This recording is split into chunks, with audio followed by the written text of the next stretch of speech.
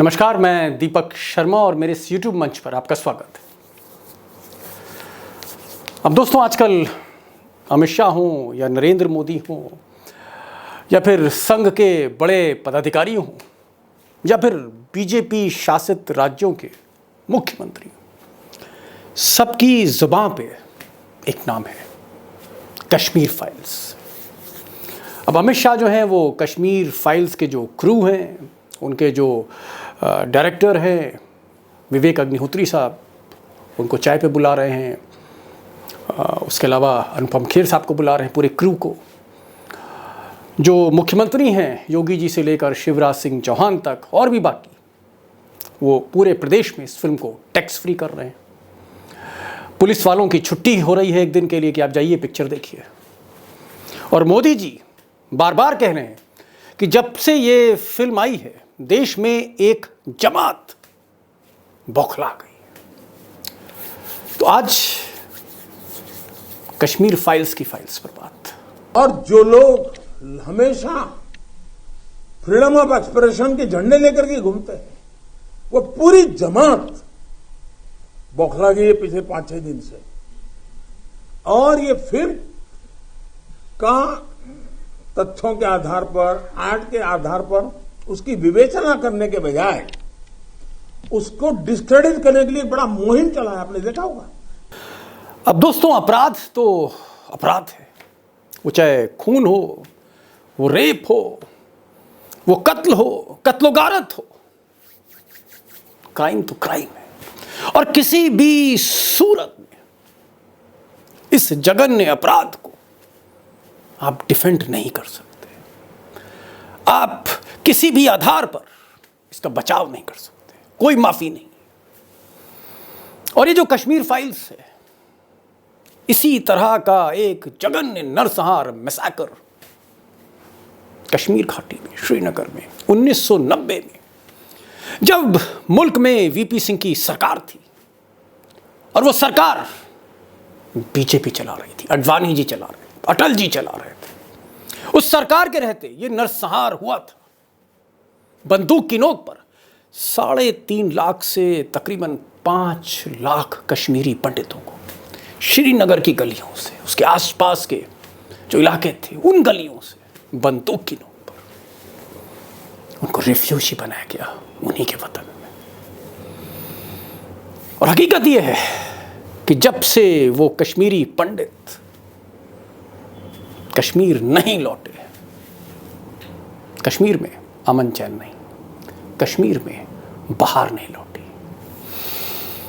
अभी जो फिल्म है विवेक अग्निहोत्री साहब की, इस फिल्म के क्राफ्ट के बारे में, इस फिल्म के स्क्रीन प्ले के बारे में, इसकी स्टोरी के बारे में मैं बहुत ज़्यादा नहीं जाना चाहता, क्योंकि मैं ईमानदारी से मैं फिल्म क्रिटिक नहीं हूँ। उनकी जो क्राफ्ट है, उन्होंने किस पहलू पर जोर दिया, उसको कितना प्रोजेक्ट किया, मैं उस पर नहीं जाना चाह रहा हूँ कि क्या हिस्सा दिखाया क्या नहीं दिखाया। लेकिन इसके पीछे जो सियासत, इसके पीछे जो राजनीति हो रही है, मैं आज उस पर चर्चा करने जा रहा हूँ और बहुत से तथ्य आपके सामने रखूंगा, फैक्ट रखूंगा, थोड़ा सा इतिहास में भी जाऊंगा, थोड़ा सा भविष्य में भी जाऊंगा और सीधे श्रीनगर ले चलूंगा आपको। और वहां पर तकरीबन 35 साल से पत्रकारिता कर रहे वहां के बड़े मशहूर पत्रकार, जो श्रीनगर को हथेली की तरह जानते, उनसे कुछ बड़े खुलासों पर बातचीत करूंगा। उनका मानना है कि फिल्म सही है, लेकिन कहीं ना कहीं इसका असर घाटी पे गलत हो रहा है। Exodus of the Pandits as a blot on his forehead, कि हमारे माथे पे एक धब्बा है ये, कि जो हमारे कंधे से कंधा लेके यहाँ बैठते थे, जो हमारे बच्चों को पढ़ाते थे, वो नहीं रहे। ये कोई फख्र की बात नहीं है और कोई भी कश्मीरी आपको ये नहीं कह सकेगा कि पंडित निकल गए तो जैसे उसके बाद कश्मीर में बाहर आ गई। अब दोस्तों, ये बात बिल्कुल सही है और हमें इसे स्वीकार करना होगा कि 3.5 से 5 लाख और हो सकता है उससे ज़्यादा कश्मीरी पंडितों को बंदूक की नोक पर कश्मीर से, अपने घरों से, इस हिंदुस्तान में, आज़ाद हिंदुस्तान में भगाया गया। उन्होंने पलायन किया, वो रिफ्यूजी बने। और क्या अपने ही देश में जो रिफ्यूजी बने, क्या ऐसा आप कल्पना कर सकते हैं अमेरिका में हो सकता है?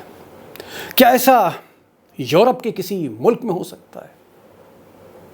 माइनॉरिटीज चाइना में भी हैं, क्या चीन में ऐसा हो सकता है? मुमकिन है। लेकिन ऐसा हुआ, और सिर्फ पलायन ही नहीं हुआ, नरसंहार भी हुआ। मैं फिल्म में नहीं जाना चाहता कि फिल्म ने किस टुकड़े पर फोकस किया और उसके पीछे राजनीति किया, उस पर नहीं, लेकिन नरसंहार हुआ। और यह भी सही है कि इन 32 सालों में अगर हम 90 की दशक की वो गुजराल की और देवगौड़ा की वो सरकारें आकर हम हटा देते हैं, तो इसी दौर में, इन्हीं 32 सालों में कई सरकारें आईं जिनके पास मेजॉरिटी थी, जो मजबूत थी, जैसे अटल जी की सरकार, NDA 1, जैसे UPA 1 और UPA 2 कांग्रेस की सरकार, मनमोहन सिंह की सरकार, और जैसे NDA 2, NDA 3 मोदी जी की सरकार। जी हाँ, प्रचंड बहुमत वाली राष्ट्रवादी सरकार, मोदी जी की सरकार, जिसमें ललकार देने वाला एक गृह मंत्री अमित शाह, अपने को चाणक्य कहने वाला, वो भी था।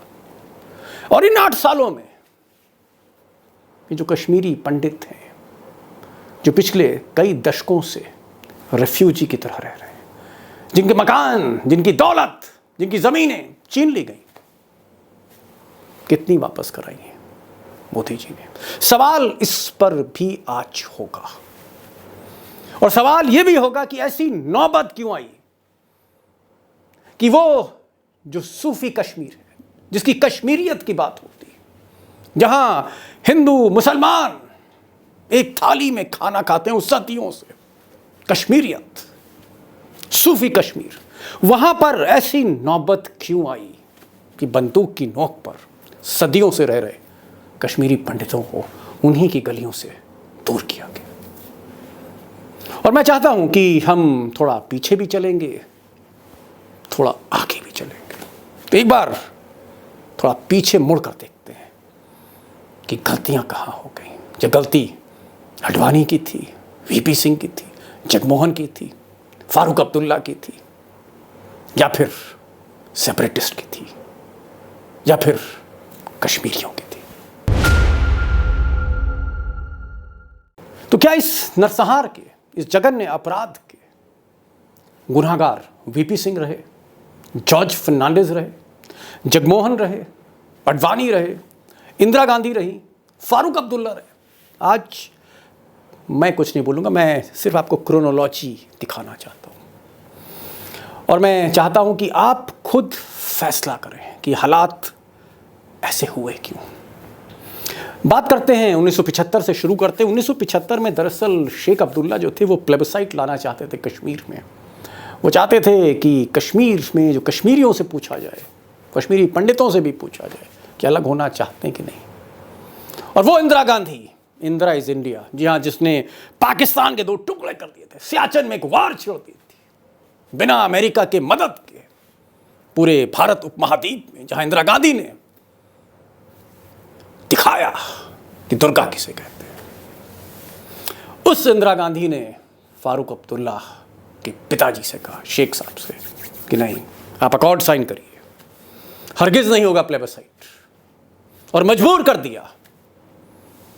और 1975 में वो अकॉर्ड हुआ। लेकिन ऐसा कहते हैं कि शेख साहब, वो जो सूफी कश्मीर था, जो कश्मीरियत था, उसके पीछे धीरे धीरे पाकिस्तान की शह मिलने लगी। और वहाँ पर धीरे धीरे रेडिकल इस्लाम, ISI धीरे धीरे आने लगी। और 1984 में उनके बेटे फारूक अब्दुल्ला की सरकार को डिसमिस कर दिया गया, बर्खास्त कर दिया गया। और उसके बाद वहाँ पर उनके रिश्तेदार, जी हाँ, फारूक साहब के रिश्तेदार GM शाह, इनको एक डमी मुख्यमंत्री बना दिया गया। लेकिन साहब, ये कुछ इस कदर आप कह सकते हैं शेख साहब से ज़्यादा रेडिकल थे। और उसकी इंतहा ये हुई कि 1986 में पहली बार कश्मीर में हिंदू मुस्लिम दंगे हो गए। अब दोस्तों ये वो दौर है 80s का, 86 का, जहां अफगानिस्तान में एक युद्ध चल रहा था, अफगान वॉर चल रही थी, ISI को ताकत मिल रही थी अमेरिका की। वहाँ की जो हुकूमत थी वो इंदिरा गांधी से कहीं ना कहीं एक तरह से बदला लेना चाहती थी पाकिस्तान को तकसीम करने का, और ISI को एक एजेंडा दिया गया कश्मीर में हवा देने का। लिहाजा जैसे मैंने कहा कि JM शाह की सरकार को बर्खास्त किया गया और जगमोहन को गवर्नर बना के भेजा गया, गवर्नर रूल रख गया वहाँ पर 1986 में। उसके बाद 1987 में कांग्रेस की हुकूमत ने सोचा कि यहाँ पर किसी तरह से इलेक्शन करा दिए जाए, जमहूरियत लाए और कश्मीरियत की बात हो। लेकिन ये वो चुनाव थे जिन्हें रिग किया गया, जहाँ बेईमानी हुई और खुलेआम बेईमानी हुई, और बहुत से नेता जो चुनाव में उतरे थे, फारूक साहब ने और कांग्रेस ने मिलकर उनको शिकस्त दे दी, और जगमोहन भी थे कहीं ना कहीं। और वो जो सेपरेटिस्ट थे उनको बहाना मिल गया, वो जो गिलानी थे, वो जो यासीन मलिक थे, और धीरे धीरे ISI की जो चाल थी वो कहीं ना कहीं रंग दिखाने लगी घाटी में। अब दरअसल यासीन मलिक को, गिलानी को, इस तरह के जो रेडिकल इस्लाम का झंडा लेके जो पाकिस्तान की शह पर जो कश्मीरी कुछ नेता चल रहे थे, वो जब चुनाव हार गए या हरवा दिया गया, उन्होंने JKLF, जी हाँ, JKLF का गठन हुआ, जम्मू कश्मीर लिबरेशन फ्रंट, और फिर कश्मीर में कश्मीरी पंडितों को निशाने पर रखा गया और हत्याओं का दौर शुरू हो गया। अब दोस्तों उधर धीरे धीरे ISI के पूरे जाल में घाटी आ रही थी और चिंगारी भड़क रही थी वहाँ पर अलगाववादियों की। और इसी बीच दिल्ली में VP सिंह, विश्वनाथ प्रताप सिंह प्रधानमंत्री बनते हैं और अडवाणी जी और अटल जी और BJP उनको समर्थन देती है। और एक गलती जो VP सिंह साहब ने करी, उन्होंने मुफ्ती मोहम्मद सईद, जो कहीं ना कहीं मिले हुए थे, उनको देश का गृह मंत्री बना दिया गया। और जब उनको देश का गृह मंत्री बनाया गया, वो सबसे बड़ी चूक थी। कश्मीर में JKLF ने मुफ्ती साहब की बेटी को किडनैप कर लिया, और किडनैप करने के बाद मुफ्ती साहब घुटनों पे आ गए, सरकार घुटनों पे आ गई, और कई खतरनाक आतंकवादियों को रिहा किया गया। वही आतंकवादी जिन्होंने बाद में IC-814 हाईजैकिंग केस, जी हाँ, IC-814 हाईजैकिंग विमान का अपहरण किया था। अब जब कोई भी सरकार दोस्तों आतंकवादियों के आगे घुटने पर आती है, तो आतंकवादियों की हिम्मत और बढ़ती है। और इसका नतीजा ये हुआ कि पूरी घाटी में, पूरे कश्मीर में चारों ओर बंदूक की नोक पर अपहरण होने लगे, रेप होने लगे, मर्डर होने लगे, और फिर निशानों पर साधा गया कश्मीरी पंडितों को। चुन चुन कर नाम ऐलान किए गए, पोस्टर छापे गए और कत्ल शुरू हो गए। इस बीच अडवाणी जी को लगा कि नहीं, हालात खराब हो रहे हैं, फारूक साहब से सरकार संभल नहीं रही जम्मू कश्मीर में, तो उन्होंने VP सिंह से कहा कि आप जगमोहन को भेजिए, और जगमोहन को दोबारा भेजा गया। लेकिन एक गलती यहां पर और हुई। जगमोहन जी ने 1990 में भेजा गया 19 जनवरी को, 20 जनवरी को फारूक साहब नाराज हो गए और सरकार उनकी डिसमिस हो गई और गवर्नर रूल आ गया। अब दोस्तों एक तरफ तो घाटी में, कश्मीर में, श्रीनगर में हत्याओं का दौर जारी था। कश्मीरी पंडितों को चुन चुन कर आतंकवादी मौत के घाट उतार रहे थे। वो बेचारे पलायन पर मजबूर थे, कोई सुनने वाला नहीं था। आप यूं कह सकते हैं कि सरकार दिल्ली में, केंद्र सरकार एग्जिस्ट नहीं करती थी। हकीकत ये है कि अडवाणी जी रथ यात्रा में व्यस्त हो गए, VP सिंह मंडल कमंडल की राजनीति करने लगे और कश्मीर जलता रहा। इस बीच जब हालात और बेकाबू हुए तो अटल जी ने सुझाव दिया कि भाई आप जॉर्ज फर्नांडिस को भेजिए। तो जॉर्ज फर्नांडिस जो उस वक्त रेल मंत्री थे, उनको 1990 में उनको भेजा गया कि आप कश्मीर अफेयर्स आप देखेंगे। लेकिन हुआ क्या, जॉर्ज फर्नांडिस और जगमोहन दोनों में 36 का आंकड़ा था, संबंध खराब थे। और हुआ क्या कि जॉर्ज फर्नांडिस को भी डिसमिस कर दिया गया। अब दोस्तों, एक चीज़ जो हमको तारीख से पता लगता है, इतिहास से पता लगता है, कि जिस दौर में 1990 में जब कश्मीर जल रहा था नफरत की आग में, हिंदू मुसलमान दंगों की आग में, और जब शामत आई हुई थी कश्मीरी पंडितों के साथ, नरसंहार हो रहा था, उस दौर में दिल्ली में मंडल कमंडल की राजनीति हो रही थी, वोट की राजनीति हो रही थी। और किसी ने, सच ये है कि जिस फोकस के साथ देश की इतनी बड़ी समस्या पर ध्यान केंद्रित करना चाहिए था, उस वक्त वीपी सिंह, लालकृष्ण आडवाणी, जॉर्ज फर्नांडिस, इन सब के बीच में झगड़े बढ़ते गए और नवंबर आते आते वीपी सिंह की सरकार गिरा दी गई और चंद्रशेखर एक कमज़ोर प्रधानमंत्री बना दिए गए। यानी कश्मीर के हालात और ज़्यादा बेकाबू हो गए। अब कौन कितना गुनहगार था इस नरसंहार के लिए, देश की इतनी बड़ी क्राइसिस के लिए, मुझे लगता है कि आपको खुद तय करना चाहिए। लेकिन जहाँ तक अगर हम बीजेपी पॉइंट ऑफ व्यू से देखें तो बहुत से लोग का मानना है बीजेपी में कि इसके लिए मुफ्ती मोहम्मद साहब जो हैं, जो गृह मंत्री थे, वो मूलतः इसके जिम्मेदार हैं, गुनहगार हैं। क्योंकि कहीं ना कहीं जो उनकी पॉलिसी थी वो बहुत सॉफ्ट थी। जिस तरह से उनकी बेटी का जब अपहरण हुआ और उसके बाद उन्होंने घुटने टेके, उससे आतंकवादियों की हिम्मत और हौसला बढ़ गया। अब हकीकत ये भी है कि यही मुफ्ती साहब, जिनको बीजेपी के कई लोग और संघ के मुख्य कारण मानते हैं, गुनाहगार मानते हैं कश्मीरी पंडितों को लेकर, उन्हीं की बेटी महबूबा मुफ्ती, उन्हीं के साथ मोदी सरकार ने हाथ मिला लिया।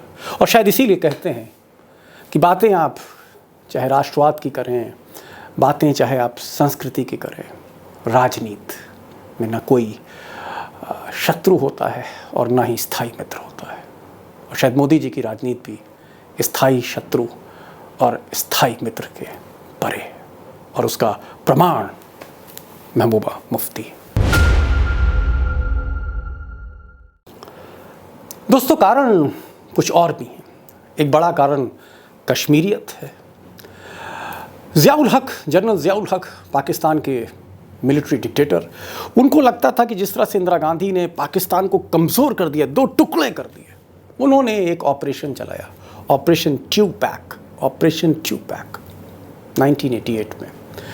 और इस ऑपरेशन का जो फोकस था वो पंजाब के अलावा जम्मू कश्मीर में था, और उस कश्मीरियत को तोड़ना था, खाई पैदा करनी थी हिंदू मुसलमानों में। और लोग कहते हैं कि JKLF के पीछे ज़ियाउल हक की ISI थी और ऑपरेशन टुपाक था कि पहले इस कश्मीरियत को नेस्ता नाबूद कर दो, अपने आप हिंदू मुसलमान बट जाएंगे।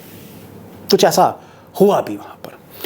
अब इस सारे मामलों में, ये जो 30-40 साल में ये जो एक टर्बुलेंट हिस्ट्री है हाल फिलहाल की, मैंने एक बहुत ही कामयाब, बहुत ही स्थापित पत्रकार कश्मीर के शेख कयूम साहब से बात करी, और मैं चाहता हूँ ये बात आप ज़रूर सुनिएगा, अपने परसेप्शंस को क्लियर करिए।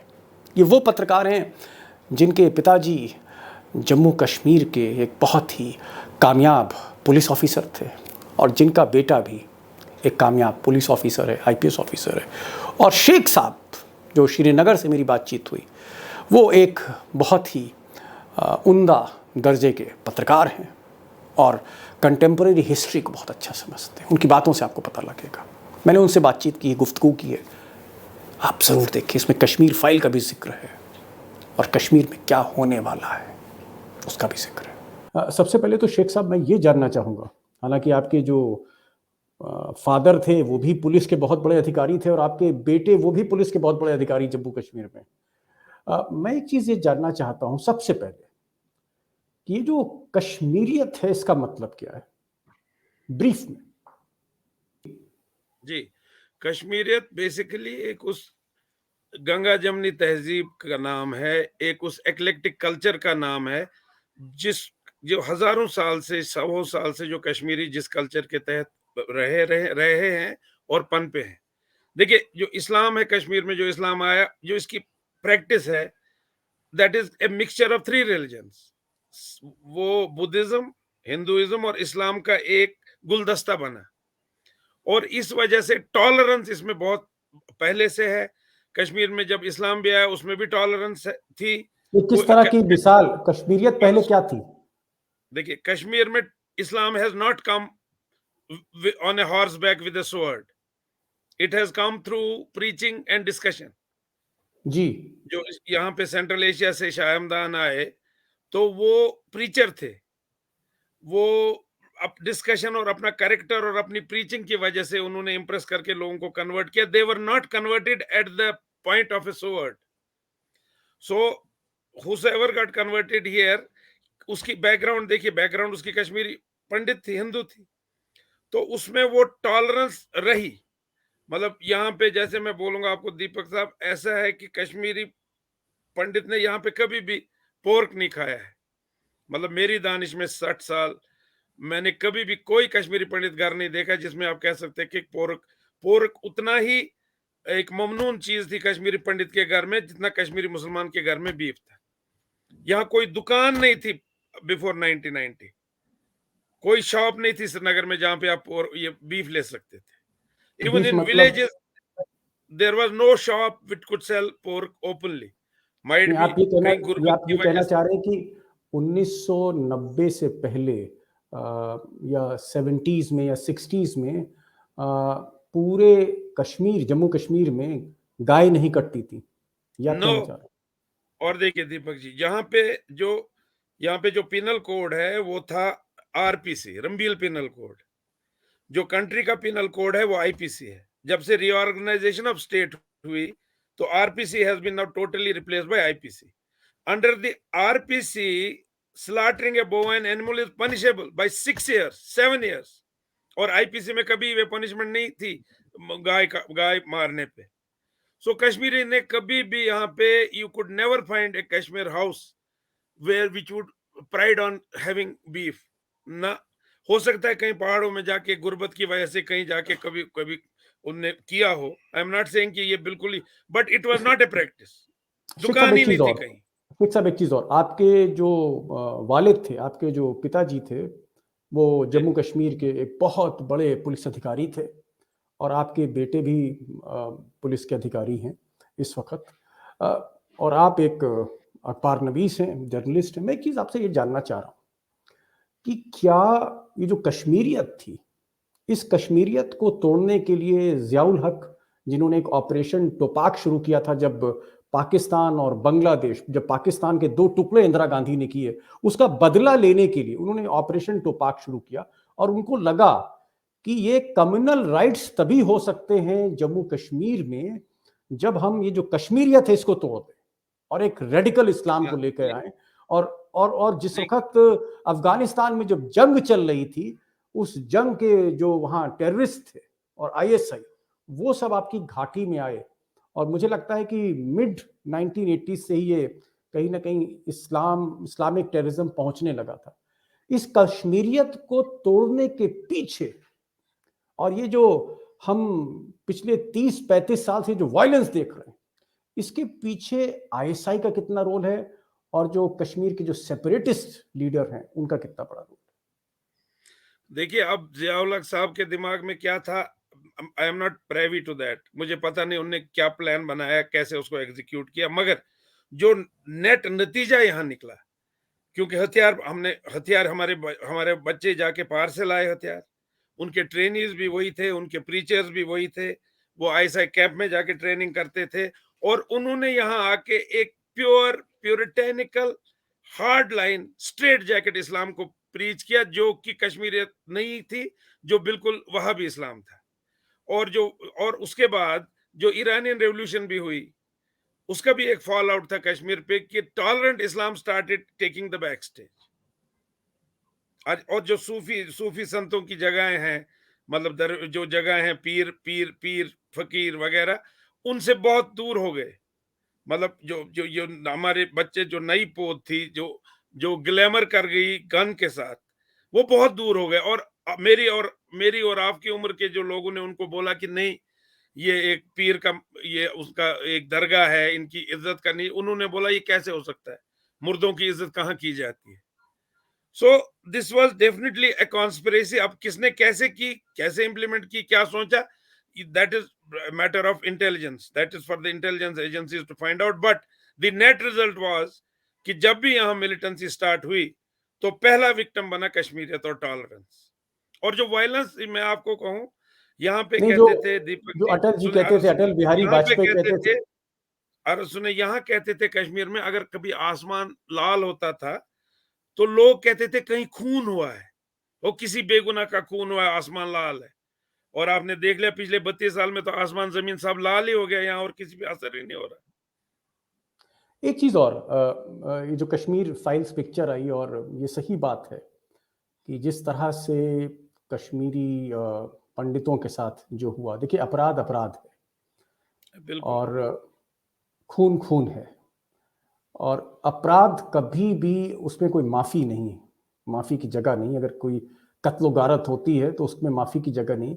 अ, अब आपको क्या लगता है, क्योंकि मैंने फिर कहा कि आप एडमिनिस्ट्रेशन को समझते हैं, मैं आपको आम कश्मीरी नहीं मानता, मैं आपको वो कश्मीरी मानता हूं जो दिल्ली की जो पॉलिसीज हैं और श्रीनगर की जो पॉलिसीज हैं और जो वहाँ की जो ग्राउंड सिचुएशन क्या है उसके उसका मैं एक्सपर्ट आपको मानता हूँ। मैं ये पूछना चाह रहा हूँ कि क्या ये मुमकिन है कि जो कश्मीरी पंडित हैं जो इस वतन में बेवतन हुए, ऐसी कोई तारीख आ सकती है जब ये कश्मीरी पंडित वापस लौटें, और अगर ये लौटें तो ये मुमकिन कैसे हो सकता है?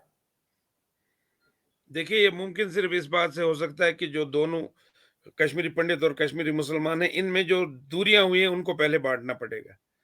We have to bridge the distance between the two. अब देखिए, कश्मीर फाइल्स मैंने देखी है, इसमें जो कुछ भी दिखाया गया, बिल्कुल जो विक्टिम्स दिखाए गए उनके नाम ठीक है, इंसिडेंट्स ठीक हैं, मगर कश्मीरी का मानना यह है कि ये दूर कर लेगा, because this one side of the narrative, कि यहाँ पे कश्मीरी मुसलमान कोई 80,000 ऐसे, official estimates are about 80,000 people have died, तो वो कश्मीरी मुसलमान मरे।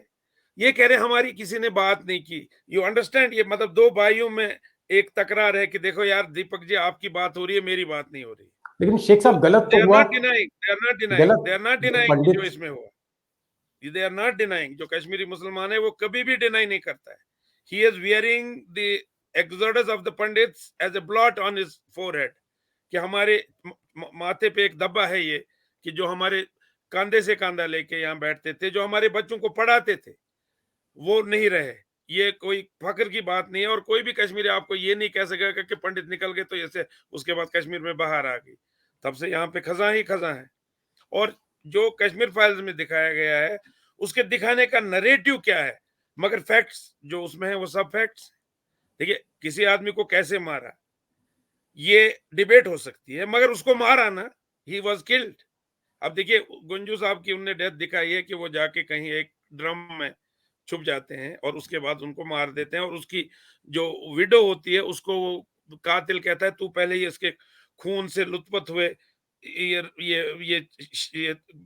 ये दाने खा, जो अच्छा शेख साहब, ग्रेन्स मैं ऑफ मैं मैं राइस। मैं फिल्म से निकल के, फिल्म जिसको देखनी है वो बिल्कुल देखे और अपना जजमेंट ले। मैं एक चीज़ और आ रहा हूँ, क्योंकि आपसे मौका मिला है बात करने का, तो जाहिर तौर पे हम जो मॉडर्न पॉलिटिकल हिस्ट्री है जम्मू कश्मीर की वो छोड़ नहीं सकते। आप क्या मानते हैं कि जो फारूक अब्दुल्ला की जो परिवार था, जो शेख अब्दुल्ला थे, उनका कितना कसूर है? फिर उनके जो एक रिश्तेदार थे गुल शाह साहब, जिनको मुख्यमंत्री बनाया गया था, वो इस्लामिक करण करना चाहते थे, उनका कितना कसूर है?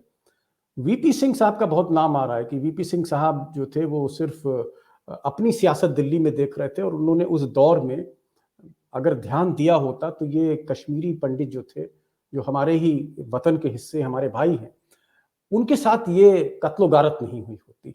आप पॉलिटिकली इसको कैसे देखते हैं, मुख्तसर सी बात में बताइए। देखिए, मुख्तसर सी बात ये हुई, जबकि मिलिटेंसी यहाँ स्टार्ट हुई तो फारूक अब्दुल्ला चीफ मिनिस्टर था और उसके पांव के नीचे से जमीन हिल गई। उसके कंट्रोल में उस वक़्त कुछ नहीं था।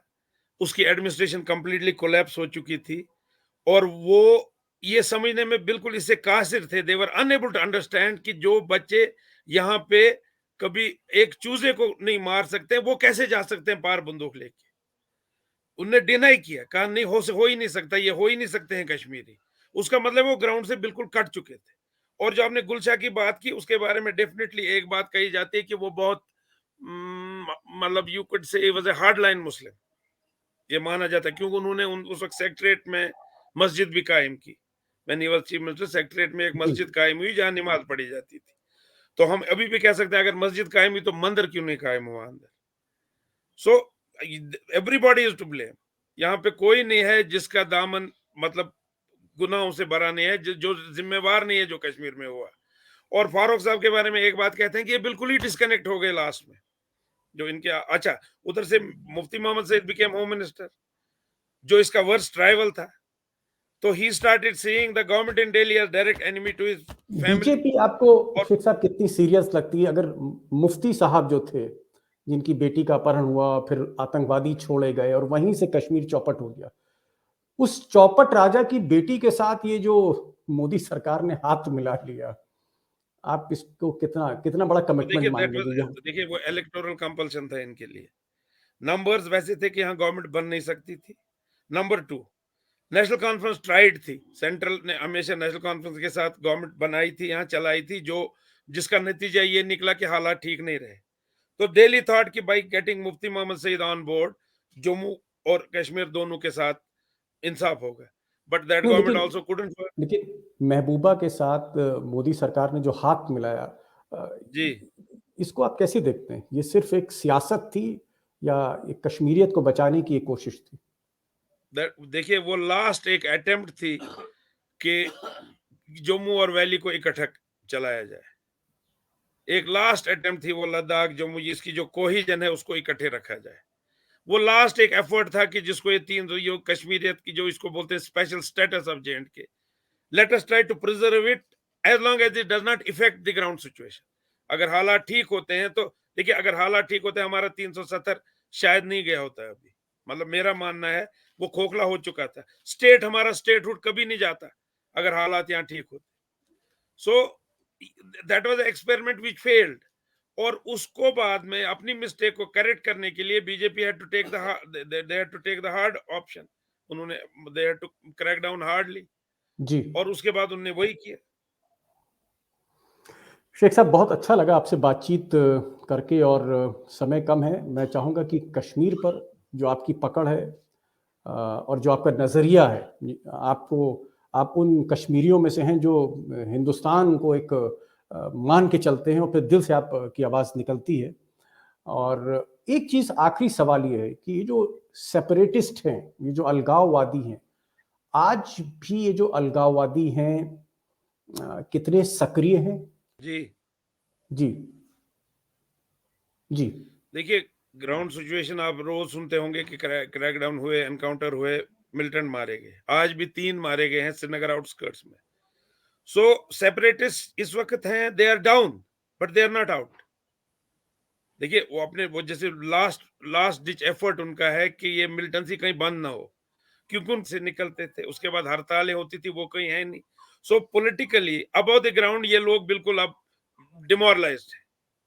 मगर बिलो द ग्राउंड, अंडरग्राउंड में जो एक्टिविटीज हैं वो आप नहीं कह सकते कि वो खत्म हुई है। अभी आर्मी ने कहा है कोई 172 मिलिटेंट अभी भी एक्टिव हैं कश्मीर में। So militancy is not out, the militant sponsors are down.